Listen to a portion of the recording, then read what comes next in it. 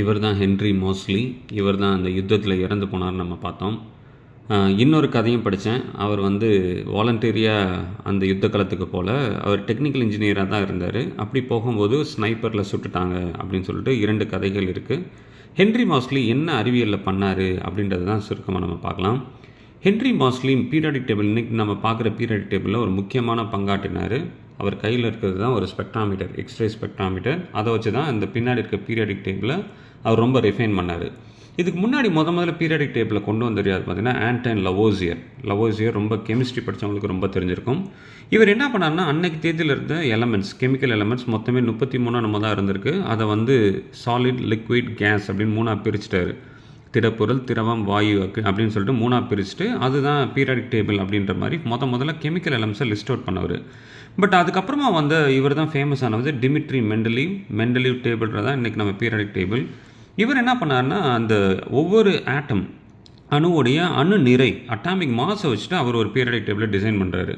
இதுதான் மெண்டலீவோட periodic table. இதில் பார்த்தீங்கன்னா கீழே இருக்க அந்த நம்பர் தான் பார்த்தீங்கன்னா அந்த அட்டாமிக் மாஸ், அதை வச்சு இது பண்ணார்.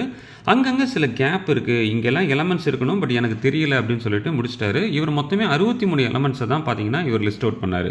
அப்புறமா வந்தவர் தான் பார்த்தீங்கன்னா மாஸ்லி வந்த டயத்தில் இவர் எர்னஸ்ட் ரூதர்ஃபோர்ட்டை மேன்செஸ்டரில் ஒர்க் பண்ணும்போது எக்ஸ்ரே ரொம்ப பிரபலமாக இருக்குது. இவர் எக்ஸ்ரே வச்சு என்ன பண்ணுறாருன்னா, ஒவ்வொரு கெமிக்கல் எலமெண்ட்ஸாக வச்சு அது மேலே ஹை எனர்ஜி எலக்ட்ரானை ஷூட் பண்ணுறாரு. இதுதான் அந்த ஸ்பெக்ட்ராமீட்டர். இதில் ஹை எனர்ஜி எலக்ட்ரானை வச்சு ஒரு மெட்டல் மேலே ஷூட் பண்ணும்போது அந்த மெட்டல்லேருந்து இல்லைன்னா கெமிக்கல் எலமெண்ட்லேருந்து எக்ஸ்ரே வருது. அப்போ ஒவ்வொரு கெமிக்கல் எலமெண்ட் மேலேயும் எலக்ட்ரானை நம்ம ஷூட் பண்ணும்போது வேறு எக்ஸ்ரே வருது.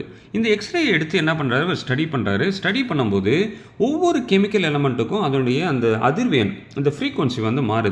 இதை வச்சு அவர் என்ன பண்ணுறாருன்னா, கணிதத்தன்மையில் ஒரு ஈக்குவேஷன் ரெடி பண்ணுறாரு. இதுதான் இந்த மோஸ்லிஸ் லா. இப்போ இதுதான் எக்ஸ்ரேலேருந்து வர அதிர்வெண், ஃப்ரீக்வன்சி. இது எதை பொறுத்து இருக்குன்னா அட்டாமிக் நம்பர். மெண்டலி பார்த்தீங்கன்னா அது அட்டாமிக் மாஸ், அணு நிறையில் சொன்னார். இவர் என்னதான் அணு எண்ணில் இதை ரிலேட் பண்ணுறாரு.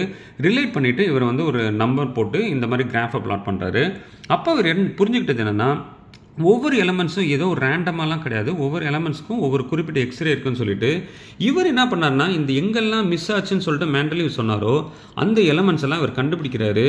இந்த கண்டுபிடிச்ச எலமெண்ட்ஸை இவர் என்ன படுத்துறன்னா வகைப்படுத்துறாரு. வகைப்படுத்தும் போது அட்டாமிக் நம்பரை யூஸ் பண்ணுறாரு, அட்டாமிக் மாஸை யூஸ் பண்ணல. நீங்கள் அந்த மெண்டலியோட பீரியாடிக் டேபிளை நீங்கள் பார்த்தீங்கன்னா கீழே இருக்கும் அந்த நம்பர், ஆனால் நீங்கள் மாஸ்லியோட பீரியாடிக் டேபிள் பார்த்தீங்கன்னா மேலே இருக்கும். ஸோ இன்றைக்கி நம்ம பார்க்குறது பார்த்தீங்கன்னா மெண்டலியும் மாஸ்லியும் சேர்ந்து இணைந்து செஞ்ச அந்த பீரியாடிக் டேபிளை தான் பார்க்குறோம். இன்றைக்கி 118 எலமெண்ட்ஸ் இருக்குது. அது முக்கிய பங்காற்றின அந்த மாஸ்லி தான் அந்த யுத்தத்தில் இறந்து போகிறாரு. ஒருவேளை இறக்கலைன்னா அவருக்கு நோபல் பரிசு கொடுத்துருப்பாங்க அப்படின்னு சொல்கிறாங்க. நன்றி.